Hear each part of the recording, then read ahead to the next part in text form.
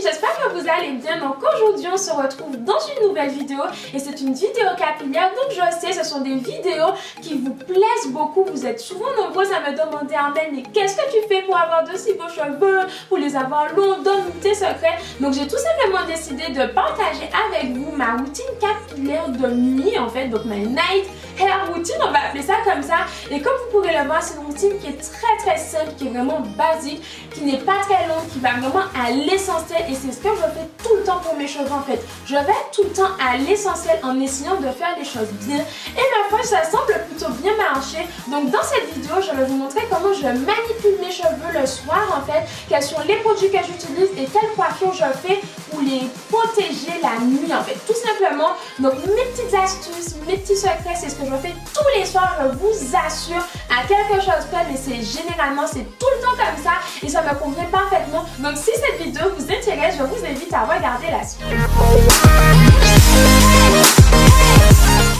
Alors, je vous avouerai que comme certaines d'entre vous sûrement, je suis souvent tentée de plonger dans mon lit comme ça le soir et de dormir les cheveux à l'air. Puis je prends sur moi et je me coiffe en fait avant d'aller dormir. C'est vraiment un détail en fait qui fait clairement la différence dans une routine capillaire. Donc pour commencer, je viens tout simplement sectionner mes cheveux en 4 et je vais les attacher devant en fait avec des petits pompons comme ça pour être plus à l'aise en fait et pour avoir plus de visibilité entre guillemets sur ce que je fais à l'arrière. Je commence toujours par derrière, je ne sais pas pourquoi.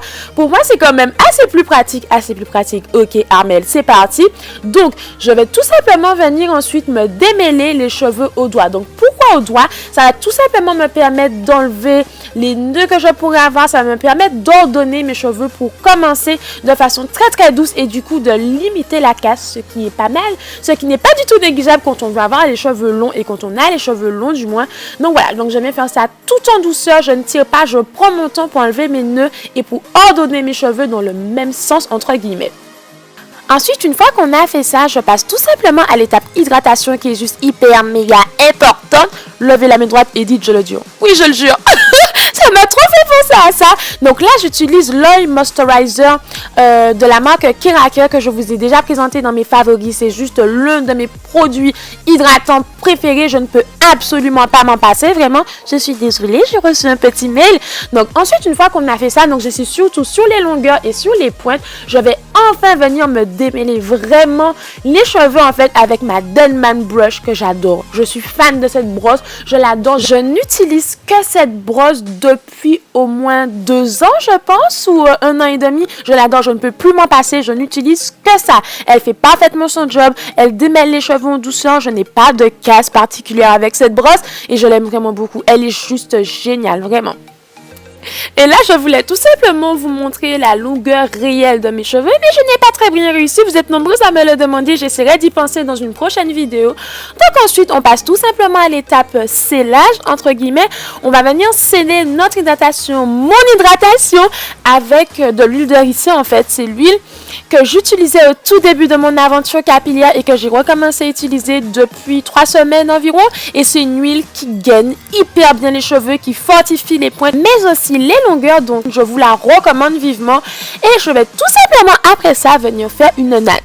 Donc je vais bien faire ma natte de façon assez serrée en fait, de sorte à ce que quand je l'enlève le lendemain matin, j'ai des ondulations assez nettes qui me permettent de les lâcher en les laissant comme ça à l'air en fait si j'en ai l'envie, ou après je peux toujours les attacher, mais j'aime bien avoir des ondulations assez lâches mais définies quand même. Je pense que j'ai été claire. Donc après ça, je viens tout simplement sécuriser le bout en fait avec un petit élastique noir sans petite ferme métallique. Là, je pense que vous voyez de quoi je vous parle. Et je recommence l'opération tout simplement. Donc, je commence par démêler mes cheveux grossièrement et en douceur au doigt. Je fais attention, j'enlève doucement les petits nœuds que je pourrais avoir pour ne pas les casser. C'est vraiment hyper important parce que ne pas casser ses cheveux, c'est économiser sa longueur entre guillemets. Je pense que vous me comprenez. Donc, une fois que j'ai fait ça, Je vais tout simplement venir par la suite appliquer mon hydratant comme on l'a fait juste avant. Donc voilà, donc tout simplement comme ça, je commence d'abord par les pointes parce que ce sont les parties qui ont le plus besoin d'être hydratées et je remonte doucement ensuite vers les longueurs et je vais quand même en appliquer un petit peu aux racines parce qu'on ne va pas oublier cette partie, elle n'est pas là pour rien. Je reprends ensuite ma Denman Brush pour démêler vraiment les cheveux parce que moi j'aime bien avoir les cheveux quand même bien démêlés, voilà, c'est personnel. Et je reviens encore une fois avec mon huile de glycine pour sceller mon hydratation et je n'oublie pas cette fois-ci d'en appliquer à la racine parce que l'huile de glycine ça a tendance à favoriser la pousse, ça favorise beaucoup la pousse quand même.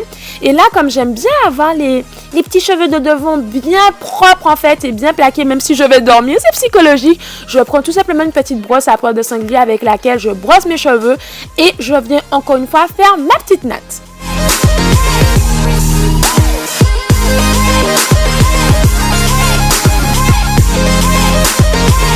Encore une fois, je la fais de façon assez précise et assez serrée, mais pas trop. Juste ce qu'il faut pour avoir une jolie définition le lendemain. Et je vais finir. Je suis désolée, j'avais mal cadré. Du coup, quand je termine ma natte, on ne voit plus le bout en fait. Et ensuite, je vais tout simplement venir mettre un petit élastique comme on l'a fait juste avant pour sécuriser ma natte et éviter qu'elle ne se défasse dans la nuit. Et une fois qu'on a fait ça, ma foi, le tour est quasiment joué. On a quasiment fait la partie du boulot, même si ça peut prendre un petit peu de temps, c'est vraiment important les filles, je vous l'assure. Et après ça, je vais tout simplement venir en fait attacher mes deux petites nattes entre elles au niveau de ma nuque. En fait, pour moi, c'est plus facile pour dormir tout simplement. Je suis beaucoup plus confortable comme ça. Et en un claquement de doigts, on a fait l'intégralité de ma petite tête. Ça ne se passe pas comme ça tous les jours, mais on va faire comme si c'était le cas. Et je termine bien évidemment avec mon bonnet en satin qui me permet de protéger mes cheveux durant la nuit, de maintenir mon hydratation. Et c'est un swatch plutôt pas mal, hein? Des bisous! Mouah.